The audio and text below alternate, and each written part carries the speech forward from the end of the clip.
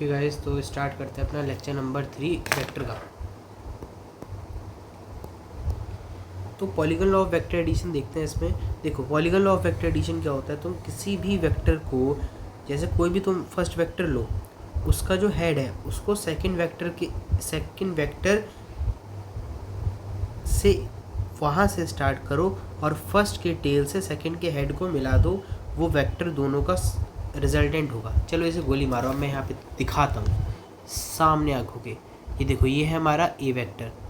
मान लो ये मेरा फर्स्ट वेक्टर है और मेरा सेकंड वेक्टर होगा बी वेक्टर। तो मुझे ए के हेड से बी स्टार्ट कर देना है। मैंने स्टार्ट कर दिया। अब अगर तुम इस ए के टेल को बी के हेड के साथ कनेक्ट करते हो, जो कि मैंने ये कर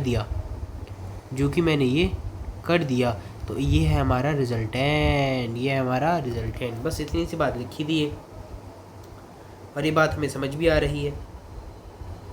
यस।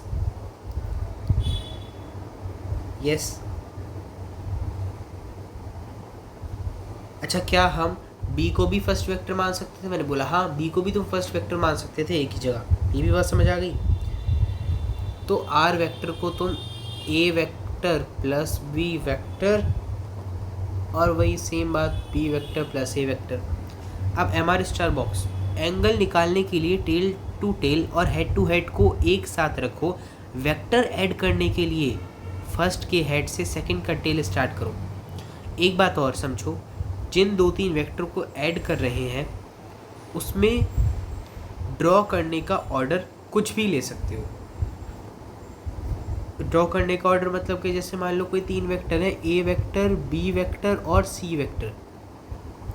ये मेरा ए वेक्टर है, ये मेरा बी वेक्टर है, ये मेरा सी वेक्टर है। अरे भाई, अब मैं मान लो शुरुआत से मैं बी ले लूँ, फिर यहाँ से ए ले लिया, फिर मैंने जैसे कि मेरा बी है, अब मैंने ए ले लिया यहाँ से, और ये मेरा सी है। तुम कोई सा भी ऑर्डर ले सकते हो यार, कोई सा भी लिटरली। ये तुम्हारा रिजल्टेंट हो गया, ये तुम्हारा रिजल्टेंट हो गया। इतना सिंपल है खेल। अब स्टार्ट करते हैं triangle law of vector addition. चलो जल्दी से।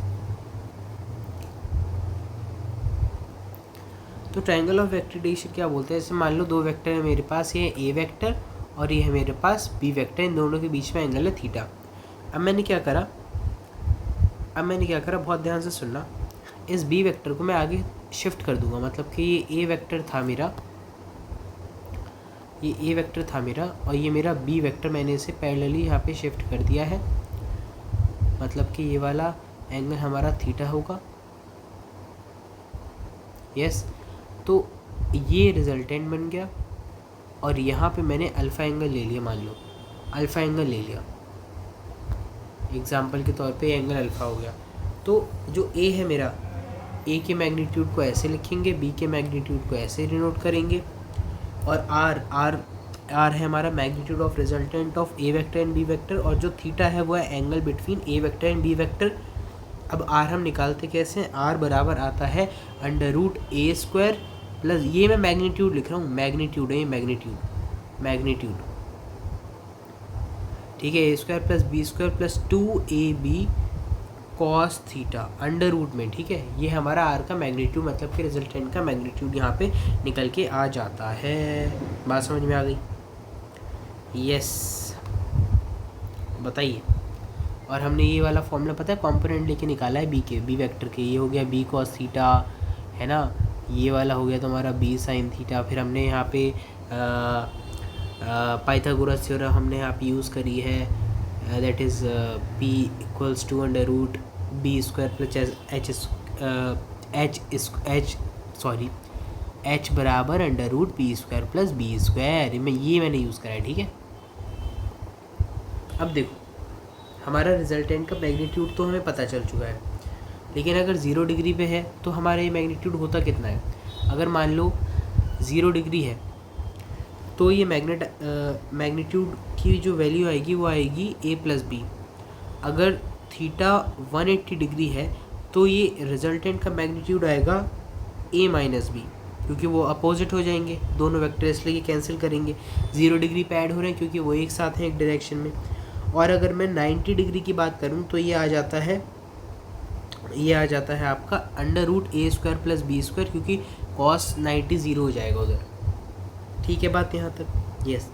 अब रिजल्टेंट की रेंज होती है, सबसे ज़्यादा मैक्सिमम होती है 0 डिग्री पे a प्लस बी और मिनिमम होती है a माइनस बी। अब टेन अल्फ़ा की बात करते हैं। टेन अल्फ़ा कैसे निकालेंगे? टेन अल्फ़ा बराबर हो जाएगा b sine theta upon a plus B cos theta. सबसे पहले मुझे बताओ ये अल्फ़ा है क्या? ये अल्फ़ा है तुम्हारे ए वेक्टर और रिजल्टेंट वेक्टर के बीच का एंगल। अब ये फॉर्मूला तुम्हें याद रखने की बिल्कुल ज़रूरत नहीं, क्योंकि यार तुम ये टेन थीटा बराबर पी अपॉन बी होता है ना, तुम उससे ही निकाल सकते हो लिटरली। अरे यार इतनी सिंपल चीज़ है, सब मिटा दो। मैं फिर से बताता हूँ एक बार, बस ये एक चीज़ बताऊँगा। देखो यहाँ मेरा ए वेक्टर था, लेकिन आगे चल के हमारा एक और आ गया था बी कॉस थीटा, ऊपर आ गया था बी साइन थीटा। ये हमारा रिजल्टेंट हो गया था, ये हमारा अल्फ़ा एंगल था, ये हमारा थीटा एंगल था, है ना, क्योंकि ये हमारा बी था। तो यहाँ पे टेन अल्फ़ा हो गया परपेंडिकुलर अपॉन बेस, परपेंडिकुलर है बी साइन थीटा, बेस है ए और बी कॉस थीटा, तो ए प्लस बी कॉस थीटा। लो भाई साहब ये तो प्रूफ हो गया, समझ में आ गई बात? ए वेक्टर प्लस बी वेक्टर बराबर आर वेक्टर होता है, तो ए प्लस बी अगर कहीं पे लिखा है उसका मतलब क्या है कि मैग्नीट्यूड का हम सम कर रहे हैं। डन हो गई बात?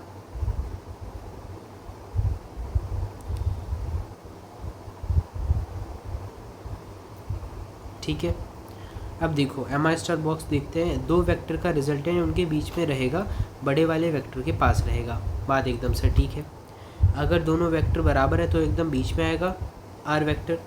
यस, जैसे कि अगर मान लो ये तुम्हारा बी वेक्टर है, ये तुम्हारा ए वेक्टर है, और दोनों बराबर हैं और इन दोनों के बीच में थीटा एंगल है, तो जो रिजल्टेंट आएगा ना वो यहाँ पे थीटा बाई 2 और थीटा बाई 2 होगा, ये याद रखना। अब अगर ए वेक्टर बड़ा हुआ तो बस क्या है, तुम्हारा रिजल्टेंट ए वेक्टर की तरफ झुक जाएगा और ए वेक्टर का एंगल कम कर देगा और बी वेक्टर का एंगल बढ़ा देगा। लेकिन अगर क्या हो ए मेरा छोटा हो और बी मेरा बहुत बड़ा हो, तो क्या होगा, ये इसकी तरफ झुका होगा रिजल्टेंट और ये इसके एंगल को कम कर देगा, इसके एंगल को बढ़ा देगा, ए वाले के एंगल को। ठीक है, मतलब कि रिजल्टेंट जिसकी तरफ झुका है उसका एंगल तो कम ही कर रहा है ना यार। मान लो अगर बी वेक्टर बड़ा था तो बी वेक्टर का एंगल कम कर दिया, इसका मतलब जो ए वेक्टर के साथ वो एंगल बना रहा होगा वो बड़ा होगा। बात समझ में आ गई? अब देखते हैं नेक्स्ट है हमारा स्टार बॉक्स अपना। कोई भी टू वेक्टर लो, उसके रिजल्टेंट के range A minus B to A plus B में थर्ड वेक्टर आया तो sum of all three vector zero हो सकता है। देखो जैसे यहाँ पे मैं लिखता हूँ 2 4 7। अब मेरा सवाल तुमसे ये है कि इस क्वेश्चन में ज़ीरो पॉसिबल है क्या? ऐड करो 4 5 6 और इसका मिनिमम आएगा 4 माइनस 2 दैट इज़ 2। क्या 2 और 6 के बीच में 7 आता है? मतलब कि ये नहीं हो पाएगा। अब एक और एग्जांपल लेते हैं 3 4 2। क्या ये ज़ीरो हो पाएगा? इसे ऐड करते हो 4 5 6 7, मैक्सिमम वैल्यू आ गई 7 और मिनिमम वैल्यू आ जाएगी इसकी 1। 1 और 2 के बीच में 2 आता है, इसका मतलब ये ज़ीरो हो सकता है। पॉसिबल यस, एक टाइप का ये सवाल बनता था। अब दो वेक्टर के अगर सेम मैग्नीट्यूड है और उनके बीच में एंगल थीटा है तो उनका रिजल्टेंट पता करना है। तो उनका फॉर्मूला सब जानते हैं, आर बराबर √a² plus b² plus 2ab cos theta होता है। अब बस यहाँ पे तुम दोनों को सेम रख दो, मतलब कि b को भी ये रख दो और a को तो ये रखो ही। तो हमारा एक फॉर्मूला यहाँ पे निकल के आता है r बराबर 2a cos थीटा बाई 2। ये कब आएगा फॉर्मूला निकल के? जब तुम ऐड कर रहे हो सेम वेक्टर को, ठीक है, और जब तुम डिफरेंस करोगे माइनस करोगे तब फॉर्मूला निकल के आता है 2s साइन थीटा बाई 2। खैर वेक्टर सब्ट्रैक्शन में अभी देखेंगे, इसे हटा देते हैं। तो अब इसकी 0 डिग्री पे वैल्यू होती है भाई 2a, 60 डिग्री पे होती है √3a, बहुत इंपॉर्टेंट है वैल्यू, 90 डिग्री पे होती है √2a, और 120 पे होती है a, और 180 पे होती है 0। बात समझ आ गई है? सबको याद करना था। अब वेक्टर सब्ट्रैक्शन पे आते हैं। जैसे कि अगर देखो कुछ नहीं होता वेक्टर सब्ट्रैक्शन, जो भी हमने वो पढ़ा है वही होता है वेक्टर सब्ट्रैक्शन। ए वेक्टर प्लस बी वेक्टर ही होता है, बस माइनस का बी वेक्टर आ जाता है कहीं से उठ के। ये ए वेक्टर था और अगर ये बी वेक्टर था तो माइनस का बी वेक्टर ये हो जाएगा, तो ये कहीं ना कहीं ऐसी कुछ सिचुएशन बन जाएगी। यस, समझ में आ गई बात। और रिजल्टेंट हो जाएगा ये वाला, सिंपल।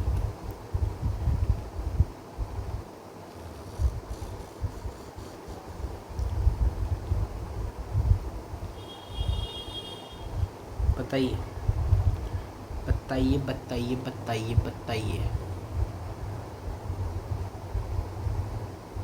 ये डिफरेंस वेक्टर है तुम्हारा। यहाँ पे डी होता है under root A square plus B square minus 2ab cos theta, और यहाँ पे टेन अल्फा निकल के आता है B sine theta upon A plus B cos theta, नहीं A minus B cos theta. बस यहाँ पे एक डिफरेंस होता है, डिफरेंस वाले में ए माइनस बी कॉस थीटा लग जाएगा। और ये अल्फ़ा बिल्कुल ए वेक्टर और डी के बीच का एंगल ही है। अब देखो A vector plus B vector बराबर B vector plus A vector होता है, सही बात है, लेकिन A vector minus B vector बराबर A B vector minus A vector नहीं पॉसिबल हो सकता, क्योंकि वहाँ पे माइनस साइन का चक्कर पड़ जाएगा। अब बात करते हैं, अगर मान लो 0 डिग्री पे निकाल रहे हैं अपना डिफरेंस, तो आता है ए माइनस बी मिनिमम वैल्यू, और 180 पे निकाल रहे हो तो मैक्सिमम वैल्यू आएगी, ए प्लस बी हो जाएगा, और 90 पे निकाल रहे हो तो वही रहेगा under root A square plus B square. अब बात करते हैं, अगर दोनों के जो वेक्टर है उनका मैग्नीट्यूड सेम है और उनके बीच में एंगल थीटा है, तो उसकी फॉर्मूला होता है डी बराबर 2a साइन थीटा बाई 2। ठीक है, 0 डिग्री पे इसकी वैल्यू आती है 2a, और 60 डिग्री पे आती है √3a। सॉरी मैं रिजल्टेंट बताने लगा। 0 डिग्री पे आती है 0, 60 डिग्री पे आती है a, 90 डिग्री पे आती है √2a, और 120 डिग्री पे आती है √3a, और 180 पे आती है 2a। देखो रिजल्टेंट 0 डिग्री पे होता है 2a, 60 डिग्री पे होता है √3a, 90 डिग्री पे होता है √2a, 120 पे होता है a, और 180 पे होता है 0, लेकिन डिफरेंस 0 डिग्री पे होता है 0, क्योंकि डिफरेंस में वेक्टर उल्टा हो जाता है। अगर दोनों पहले ऐसे थे तो डिफरेंस करते समय एक वेक्टर उल्टा हो जाएगा, और दोनों तो बराबर थे, मतलब कि दोनों की वैल्यू 0 आ जाएगी, इसलिए 0 डिग्री पे 0 आ रही है वैल्यू। ए पे हमारा 60 डिग्री पे हमारा ए आएगा, 90 डिग्री पे √2a, 120 पे √3a, और 180 पे 2a। ठीक है, ये वाली वैल्यू याद होनी चाहिए यार अच्छी तरीके से। अब आता है हमारा वेक्टर एडिशन या वेक्टर सब्ट्रैक्शन। अगर कहीं पे लिखा है ए वेक्टर बराबर AXI कैप प्लस AY जे कैप प्लस AZ के कैप, और बी वेक्टर लिखा है BXI cap plus BY J cap plus BZ के कैप, तो ए वेक्टर प्लस बी वेक्टर होगा AX plus BX I cap plus AY plus BY J cap bracket में plus AZ plus BZ के cap. मतलब कि जो सेम लोग हैं, जो सेम प्रकार, जो सेम टाइप के लोग हैं, उन्हें तुम ऐड कर दो। जो XX वाले लोग हैं, मतलब कि जो I वाले लोग हैं, उन्हें आपस में ऐड करो। जो JJ वाले लोग हैं उन्हें आपस में ऐड करना केवल और केवल। जो KK वाले लोग हैं उन्हें आपस में ऐड करना केवल और केवल। यस, चेंज किसी में होता है फाइनल माइनस इनिशियल। बात डन हो गई। एक एग्जांपल है, तो अगर वेलोसिटी इनिशियल 10i कैप थी और फाइनल वेलोसिटी 10j कैप थी, तो हम यहाँ पे चेंज निकालने के लिए फाइनल माइनस इनिशियल करेंगे, जो कि हमारा आ जाएगा 10j cap minus of 10i cap. तो ये नॉर्थ वेस्ट आएगा आंसर इसका। काफ़ी बच्चे इसमें गलती करते हैं। चलो एक एमएस्टर बॉक्स पढ़ते हैं कि रोटेशन जब करोगे तो वेक्टर का मैग्नीट्यूड तो सेम रहेगा, लेकिन उसका डायरेक्शन बदल जाता है। जैसे अगर एक एग्जांपल ले, तो मान लो एक वेक्टर 2i कैप था, एक वेक्टर 2i कैप है। यस, एक वेक्टर 2i कैप है, तो इस 2i कैप वेक्टर को मैंने 90 डिग्री रोटेट कर दिया एंटी क्लॉकवाइज, तो ये अब इधर आ गया। अब ये बन गया 2j कैप, और रोटेट करा 90 तो ये बन गया -2i कैप, और रोटेट करा 90 तो ये बन गया -2j कैप। तो देखो इसका मैग्नीट्यूड तो 2 ही रह जा रहा है, 2 2 2 2, बस ये है इसका डायरेक्शन चेंज हो रहा है, -j -i plus j। Yes, अब बात करते हैं डॉट प्रोडक्ट की, या फिर इसे स्केलर प्रोडक्ट भी बोलते हैं। क्या होता है ये? देखो A vector dot B vector की वैल्यू आती है AB cos थीटा, इसे याद रखना है।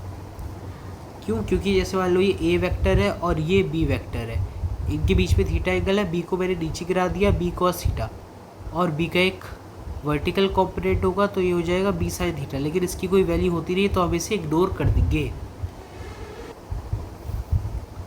अब ये जो मैंने कंपोनेंट गिराया है वेक्टर के ऊपर, बस में इसे ही मल्टीप्लाई कर देनी है, मतलब कि ए बी कॉस थीटा। अब मेरी बात को याद रखना, आई डॉट आई 1 होगा, जे डॉट जे 1 होगा, के डॉट के 1 होगा। क्यों? क्योंकि कॉस 0 क्या होता है भाई 1 होता है। लेकिन जब मैं आई डॉट जे करूँगा या फिर आई डॉट के करूँगा या फिर के डॉट जे करूँगा तो आंसर सबका 0 आएगा इन तीनों का, क्योंकि ये दोनों आपस में 90 डिग्री पे होते हैं और तुम तो जानते हो कॉस 90 क्या होता है, 0।